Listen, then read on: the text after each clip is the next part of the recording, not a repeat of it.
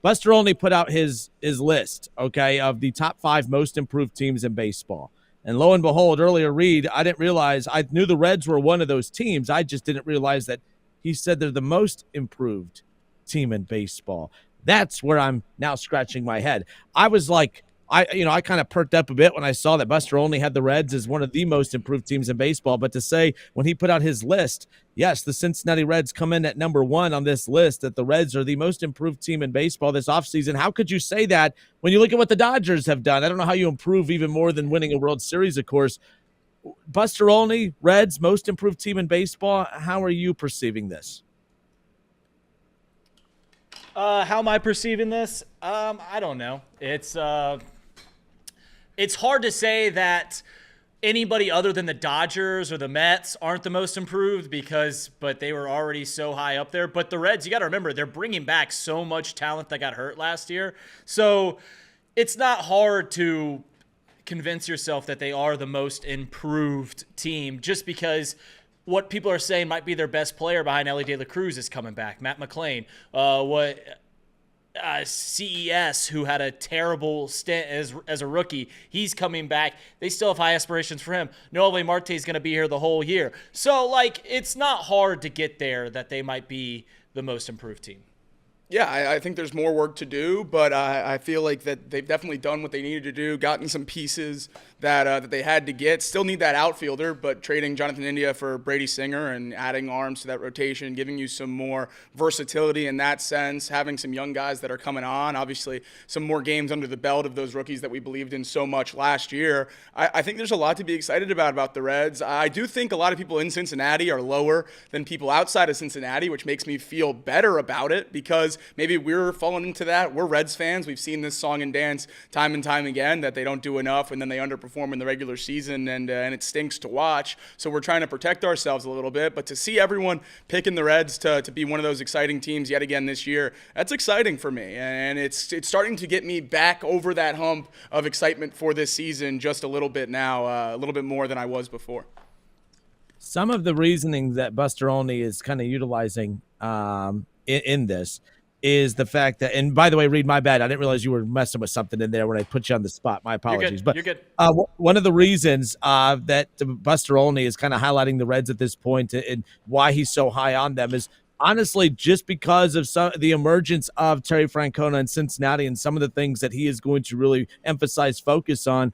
Obviously, the Reds were, I guess, rated as the second best run team in baseball last year, like on the base paths and stuff, but obviously reckless. Cleaning a lot of that recklessness up is going to go a long way in helping take this team to that next level. He talked about the health, some of the key players being out last year. That's also another reason why this team could take that step forward. Just generally, just another season under the belt of a lot of these younger players. You know, we forget that these guys, just because they're called up to the majors, they're not a finished product. They still need 1, 2, 3 years in the majors before things really start to take off and they're comfortable.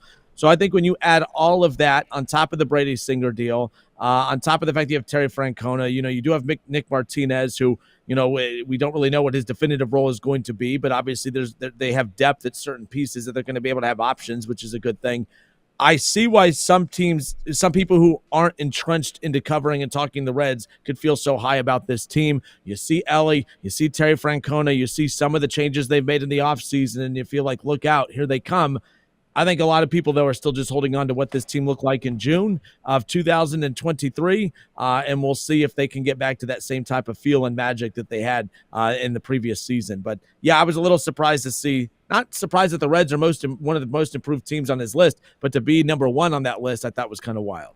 I just want to know what I'm missing. Like, what am I missing with this Reds offseason that has these people so high on the additions that we've made? I think they're good. I'm excited about them. I don't know where that extra – 10, 15 wins is necessarily coming from for this season for people to be picking the Reds to take this massive bump. I hope they're right, and I hope I've just been beaten down mentally by being a Reds fan my whole life that I can't get all the way in on this team. But, yeah, to see people that are a lot smarter baseball-wise than me talking about how improved the Reds are makes me feel really good going into this season. Yeah, look, that piece that we put out, the clip from the show the other day, Jacob, and I didn't even look at it that way, but you're right. I mean, you look across the board. This team is better across the board than as we sit here at the end of January. You look at January of 23 or of 24, and we're sitting here January of 25. Last year, we were just itching and couldn't wait to get to the baseball season. We can't wait for baseball, don't get me wrong, but we're not as excited. There still seems like there's some doubt just because the front office just hasn't done as much as we thought. But then Buster Olney is talking about all the moves that the Reds have made in the offseason, and they're super high on those moves.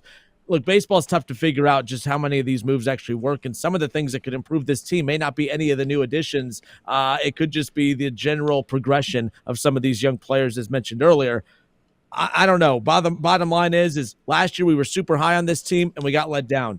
It would be kind of cool to have a different, kind of thing play out where we're kind of low on this team, and then they just shock us all.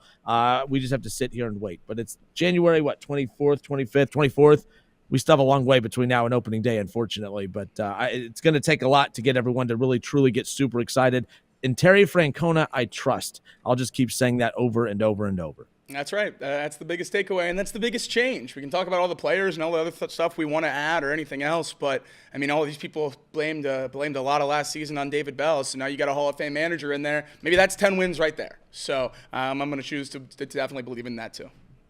That's kind of funny you bring that up because I was thinking about this, just yesterday, coming back from Cincinnati. I'm like, so many people were just adamant that David Bell's the problem. He is the problem. Get him out of here. Well, the Reds get rid of him. And not only do they get rid of him, they bring in arguably the best manager in baseball.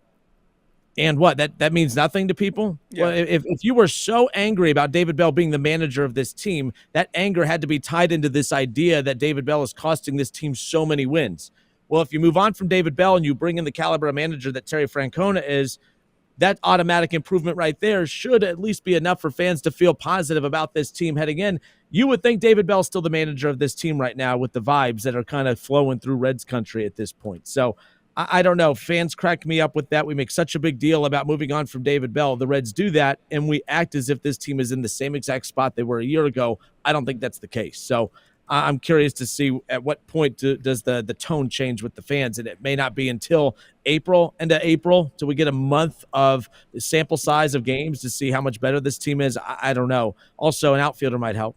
One of those outfielders that we were talking about got swooped up yesterday. Jurickson Profar signed with the Braves for a 3-year, $42 million deal. That's $14 million a year. That's definitely within a price range or a conversation that we'd be having with the Reds. So continue to watch some of those guys that we've linked with the Reds just fall through their fingers. All right, off the bench, presented by United Dairy Farmers. Thought that was just an interesting note. Buster Olney, again, the Reds at the top of his most improved list. Nonetheless, we'll have a lot more Reds talk, in the coming weeks and months and all that fun stuff. Opening day, not that too far off in the distance, and spring training, not too far off in the distance.